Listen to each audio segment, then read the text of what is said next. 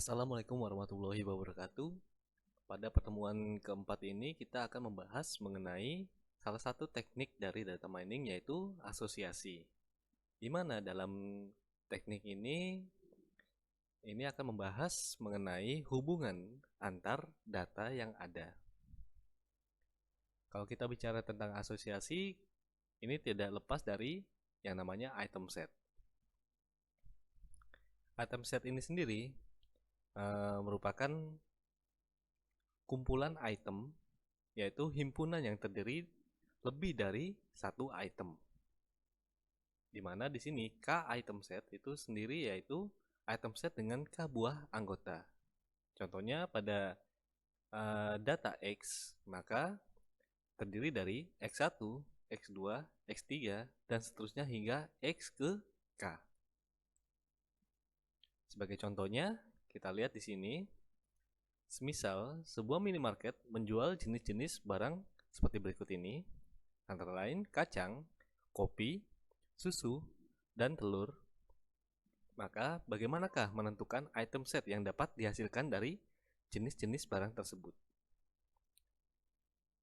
Di sini kita bagi menjadi yang pertama, satu item set, yaitu terdiri dari data barang tunggal, antara lain kacang, kopi, susu, dan telur. Sedangkan yang kedua yaitu two item set atau dua item set. Ini terdiri dari kombinasi dua barang, antara lain kacang dan kopi, kacang dengan susu, kacang dengan telur, kopi dengan susu, kopi dengan telur, dan susu dengan telur.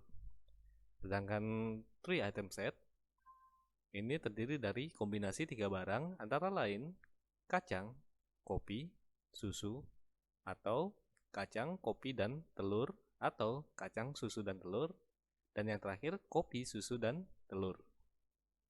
Sedangkan 4 item set ini terdiri dari seluruh barangnya, antara lain kacang, kopi, susu, dan telur. Berarti di sini kita akan membahas mengenai data-datanya, hubungan antar datanya. Kemudian kita masuk ke dalam pembahasan frequent patterns, di mana dalam frequent patterns ini atau pola frekuensi pola ini terbagi menjadi dua jenis. Yang pertama, frequent item set, yaitu item yang sering muncul secara bersamaan, di mana barang apa yang sering dibeli secara bersamaan. Dan yang kedua, frequent sequential pattern, yaitu item yang sering muncul berurutan. Di sini kira-kira barang apa yang sering dibeli setelah membeli barang yang lainnya. Jadi di sini hubungannya, misalkan untuk contoh, pada toko komputer jika terdapat sebuah barang yaitu mouse, kira-kira hubungannya mouse ini bersebelahan dengan barang apa? Bisa saja mouse itu bersebelahan dengan keyboard atau bersebelahan dengan tatakan mouse dan sebagainya. Ini nanti pola ini yang akan dicari dalam asosiasi. Lalu bagaimanakah menentukan item set yang frekuen? Nah, di sini untuk menentukannya, tingkat frekuen suatu item set dilihat dari nilai supportnya, yaitu dengan dibandingkan dengan nilai minimum support yang telah ditentukan. Lalu suatu item set disebut frekuen jika nilai supportnya lebih besar sama dengan nilai minimum support yang telah ditentukan. Item set yang frekuen digunakan untuk membangun association rules atau aturan asosiasi. Aturan asosiasi yang kuat atau strong association rules dilihat dari nilai confidence tiap aturannya, yaitu dengan cara dibandingkan dengan nilai minimum confidence yang telah ditentukan juga. Berarti di sini aturan asosiasinya dinyatakan kuat apabila nilai confidence-nya lebih besar sama dengan nilai minimum confidence yang kita tentukan.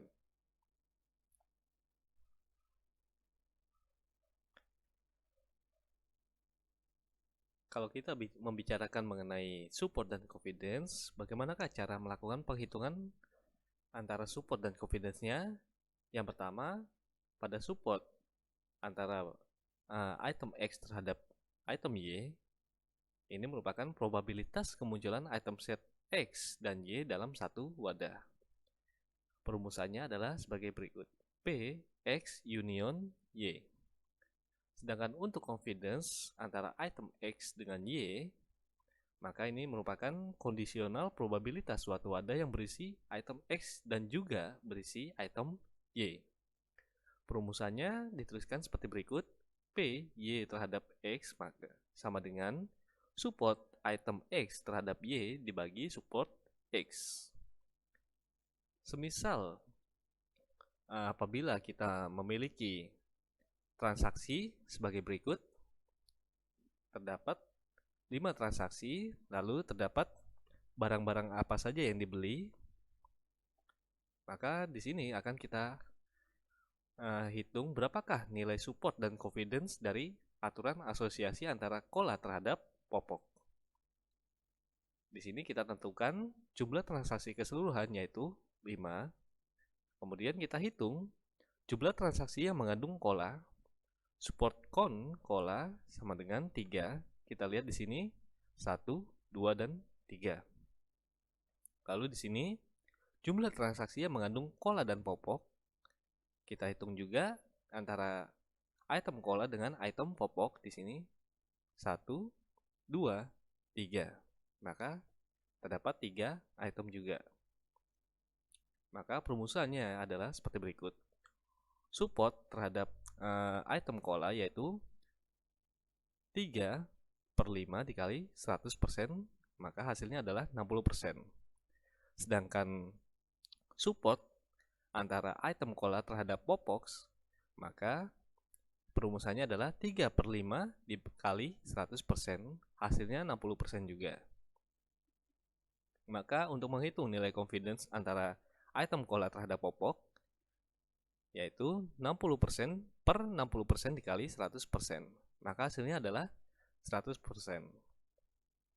Ini merupakan strong confidence karena mencapai 100%. Lalu yang kedua, apabila kita ingin menghitung nilai support dan confidence antara popok terhadap kola, maka yang pertama kita hitung lagi jumlah transaksinya adalah 5. Kemudian kita hitung jumlah transaksi yang mengandung popok. Di sini 1, 2, 3, 4. Lalu berikutnya jumlah transaksi yang mengandung popok dan kola. Di sini 1, 2, 3. Maka perhitungan support popoknya 4/5 dikali 100%. Maka hasilnya 80%. Sedangkan support antara item popok terhadap kola yaitu 3/5 dikali 100%, hasilnya 60%. Maka untuk confidence-nya antara popok terhadap kola 60/80 dikali 100%. Hasilnya adalah 75%.